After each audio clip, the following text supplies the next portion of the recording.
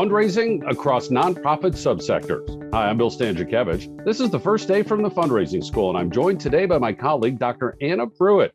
Anna is an associate director in the research team at the Indiana University Lilly Family School of Philanthropy, in which resides the Fundraising School. And one of Anna's primary responsibilities is leading our school's remarkable effort each year to publish the Giving USA study. And it's from that expertise that Anna has authored Chapter 8 of the 5th edition of Achieving Excellence in Fundraising, the comprehensive textbook published by our school on fundraising effectiveness. And Anna, great to have you back with us on the Fundraising Schools podcast. It's great to be here. I love joining you for these podcasts. Well, and we love having you, Anna. And for our audience who maybe are not quite fully familiar, what is Giving USA?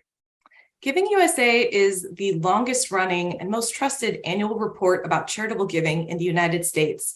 We present 40 years of trends on giving on philanthropy for the 4 main sources of giving and the 9 major categories of nonprofit organizations that receive those charitable gifts. And as you mentioned, the study looks not just at a comprehensive totals of charitable giving and the sources of that giving, but the destinations of that giving. 9 subsectors within the philanthropic sector. Why is that important to see not just the aggregate totals, but also the totals for each of these 9 subsectors? It's incredibly important for a couple of different reasons. I'd say the first primary, most important reason is that it helps create a benchmark for organizations of various kinds. And what I mean by that is that when we're looking at giving to arts or giving to education every single year, we're able to see different patterns emerge. So for both arts and education, we know that giving in those areas is linked to stock market performance. If you're only looking at a variety of different organizations, you may not be able to pull those threads. It's when we are able to kind of break these categories apart that we can actually get that benchmark. And then I would say there's 2 additional reasons. The second reason is that these different categories of giving are incredibly unique and specialized. And I think that one of the things that the Fundraising School does so well is provide information that's very general, but also provides some of these more detailed areas of expertise. And one of the things that we see is that there are different kinds of supporters. People who are very, very passionate about giving to environment and animals may have a different profile than folks who are giving primarily to, different kinds of organizations like health. And finally, the constituents. So not only who is giving to these areas, but who's invested, who are the stakeholders and the volunteers and the kinds of organizations and people that want to be involved in this area. Those things are really different for each different category, and it bears further study. So I was very pleased to be able to dive into that for this new book. Chapter 8, Fundraising Across Nonprofit Subsectors. Dr. Pruitt goes into extensive detail in each of those 9 subsectors, and we're not going to do that in this brief podcast conversation. You need to make sure that you see the chapter, but just kind of at that macro level, Anna, how can fundraisers and nonprofit organizations see themselves in the subsector data from one year to the next? How can they use this for their fundraising planning or their fundraising assessment? How can these data help nonprofit organizations fundraise effectively? Well, I think this is one of the real benefits is that you can kind of see what happened with my organization last year and how does that compare with what we're seeing more broadly. And if my organization saw a decline, but overall, I know that giving to that area increased, then what's going on at my organization that might help to explain those things? So I think that's definitely part of it. Additionally, and one of the things that I worked to provide in the chapter, there are different issues to consider for each of these areas of giving. So we know that giving doesn't happen in a vacuum, right? There are all kinds of different things happening in the landscape, from new tools and technologies that can help change giving in a particular area, to new legislation and changes to the legal background of a particular area that may have an impact overall. So there's really some specificity there within those different chapters and within those different areas that I think can be very helpful to fundraisers. One of the things that's also true is that while we've had a highly unusual 2020, one of the things I was so pleased to find as I was rereading this chapter is that so much of this information and so many of the issues that are there to consider are evergreen and are things that are still extremely relevant and will be relevant in the future. That is such an important point to make maximum use of this chapter of Achieving Excellence in Fundraising, the 5th edition, is that the Giving USA report comes out every summer in the month of June. And we not only see the individual year reports, but then we can look at trends over time. As Anna just mentioned, this chapter is written in an evergreen way, meaning it lasts for a very long time, not just from one year to the next, but over several years. And Anna, can you give us some examples, maybe within those subsectors of, just some of those trends, some of those characteristics that, again, as people look at the individual data from one year to the next, this chapter helps to maybe put those subsectors in context over a longer time period? Absolutely. So, as mentioned, we all know that 2020 was a very disruptive year, but some of the things that have remained the same are, for instance, that giving to religion remains by far the largest category of giving, and at about 28%. And it also receives most of its funding. Most of the total giving is coming from individuals. Around 81% of the total giving to religion is coming from individual donors.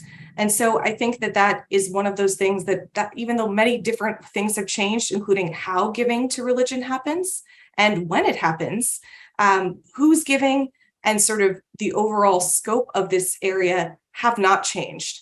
And in fact, some of the issues that came up during the pandemic are things like online giving. That's a trend that had started to emerge in giving to religion as an area. And we saw that just really explode over the pandemic. So that's a topic that, we already knew we needed to consider. It just became emphasized in the past couple of years. Similarly, in giving to education, we see that high net worth donors have long favored this cause. So about a quarter of all high net worth households give to higher education, and a little under a quarter give to K through 12 organizations. As we have a lot of data, so we know that this is a popular cause. It has been for a long time. And we see that growing over time with, for instance, grants from donor advised funds.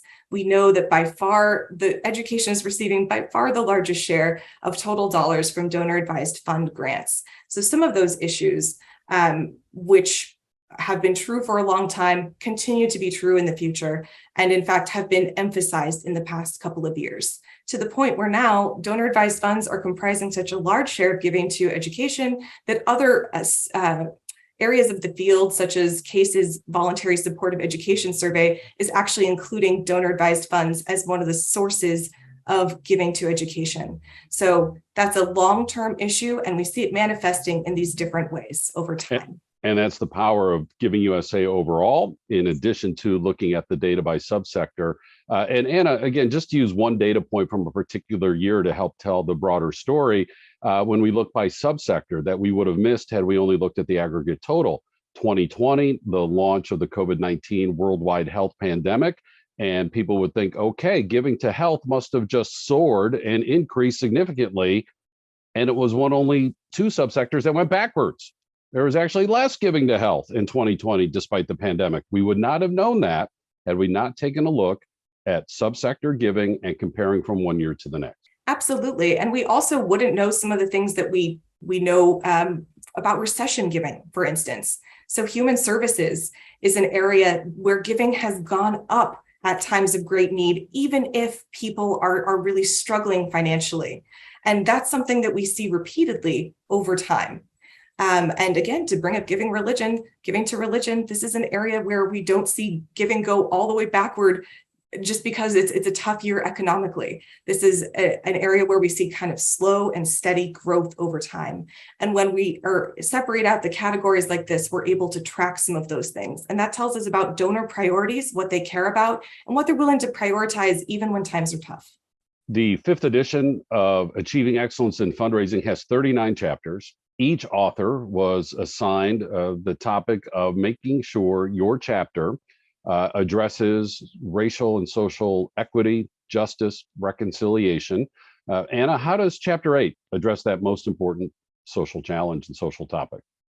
One of the things that's so interesting about thinking about charitable giving in terms of these different sectors is that you see how important and widespread giving to racial and social justice is, because there are organizations that focus on racial and social justice that fall under each and every single one of these categories.